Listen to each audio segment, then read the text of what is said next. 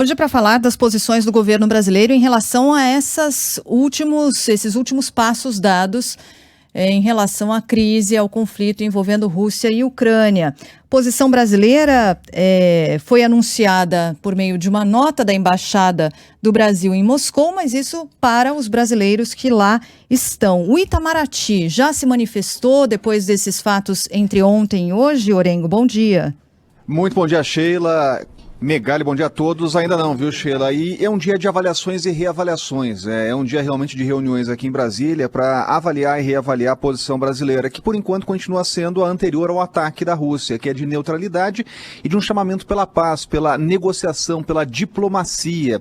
Essa é uma posição, inclusive, histórica brasileira. Agora, quando há um conflito, quando há uma agressão, essa avaliação, inclusive, precisa ser estudada, revista, né? As pressões já são enormes, né? Agora, por exemplo, já tem um chamamento à imprensa do representante encarregado de negócios da Ucrânia no Brasil, logo mais às 10 da manhã, para falar com jornalistas. É claro que é um movimento de pressão, né? Até para que o governo brasileiro se posicione.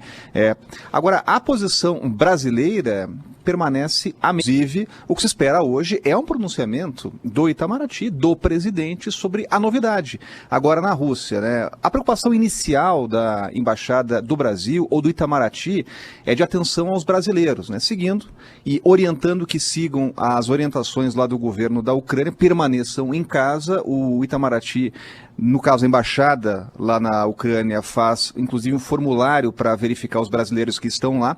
Há pedidos inclusive de jogadores brasileiros de futebol e times da Ucrânia de ajuda e ajuda imediata. Há uma reclamação que não estão recebendo, de familiares que não estão recebendo essa informação a todo momento da Embaixada. Então esse é um dia importante aqui em Brasília. Agora, claro, Sheila, que num momento como esse, a postura do presidente anterior à invasão é alvo também de críticas, e de críticas de principalmente oposicionistas, que já vêm a público para criticar aquela manifestação do presidente quando disse que era solidário à Rússia. Obviamente o presidente não estava dizendo que era solidário a esse ataque, foi anterior a isso.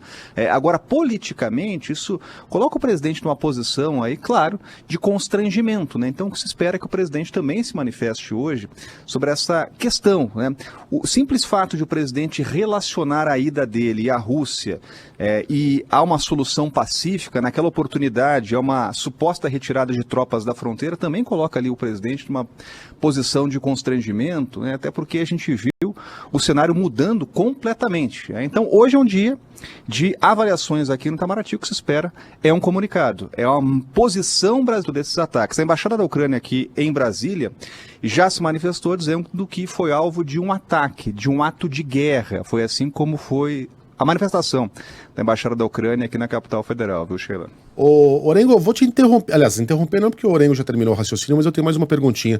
É que o Pablo Fernandes está com informação aqui das bolsas internacionais de uma queda impressionante na região do conflito.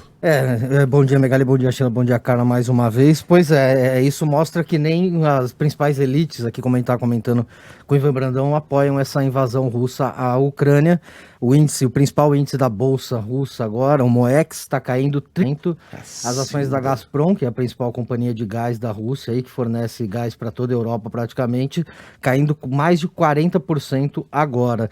E a gente tem os outros mercados internacionais, a gente tinha falado mais cedo que as bolsas asiáticas haviam caído entre 1% e 2%. Bom, agora na França, queda de 4,7%, uma forte queda na França. Na Alemanha, na Alemanha, o DAX está caindo 4,71% também. E em Londres, uma queda de 3% aí, mas destaque para a Bolsa Russa, uma queda de 33% agora na abertura do mercado, com esse russo à Ucrânia. Ou seja, a Rússia não tem aquele mecanismo que tem aqui, que quando cai a 10%, o pregão é interrompido. Breaker, né? provavelmente não, para estar caindo 33%. Isso é um negócio que eu nunca tinha visto. É uma queda bem significativa, bem forte. E dá para entender, né? Está sendo construído nesse instante um enorme gasoduto entre Moscou e a Alemanha. Essas obras estão paradas exatamente como parte da primeira leva de sanções econômicas. Com essa invasão, é muito possível que o estrangulamento da economia russa passe exatamente pelo fornecimento de gás. Obrigado, Pablo. Valeu. Ô, Orengo, Quando o Bolsonaro teve ele, não sei se acidentalmente ou propositalmente, ofereceu, como é que era? Solidariedade do povo brasileiro a Moscou. Era solidariedade, Carla? Desculpa. É, Eu tô ouvindo, na verdade, o Jens Foi essa expressão mesmo. O brasileiro é solidário à Rússia. Geralmente a gente é solidário ao lado mais fraco, né? Ao lado que está sendo oprimido. E nesse caso a Rússia é o lado mais forte, muito mais forte. E essa palavra não caiu bem, nem nos Estados Unidos, nem em Kiev.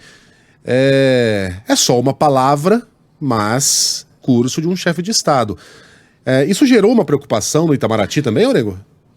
Enorme, viu, Megali? Até porque isso gerou uma reação do governo americano que insinuou que o Brasil... Insinuou não, né? Tivemos a manifestação da porta-voz da Casa Branca dizendo que o Brasil estava se alinhando, estava se isolando mundialmente, e isso foi alvo de uma reação do governo brasileiro, né? Reafirmando que a posição do Brasil é de neutralidade, né? Inclusive colocando lá a manifestação do representante brasileiro no Conselho de Segurança da ONU, justamente no sentido de defender o que representa a Carta das Nações. O Brasil é signatário, que é a soberania dos países, soluções pacíficas, o diálogo. Então, essa é a posição brasileira defendida desde o início, aí, justamente desse momento delicado. Na diplomacia, tudo importa, qualquer postura, qualquer palavra colocada importa. Por isso que houve, claro, um constrangimento. Isso está sendo usado hoje em Brasília por adversários do presidente como um flanco de ataque, de críticas ao presidente. E uma cobrança que está sendo feita agora, a gente está vendo isso nas manifestações, principalmente de opositores, é se o presidente ainda é solidário. Obviamente o presidente, quando disse isso, ele não estava falando deste ataque, até porque o cenário era outro, né? Mas se espera que o presidente se manifeste hoje, também o Itamaraty coloque aí claramente a posição brasileira a partir dos ataques, porque porém aquela postura de neutralidade, de defesa de canais de diálogo, de diplomacia para tentar superar aí essa crise.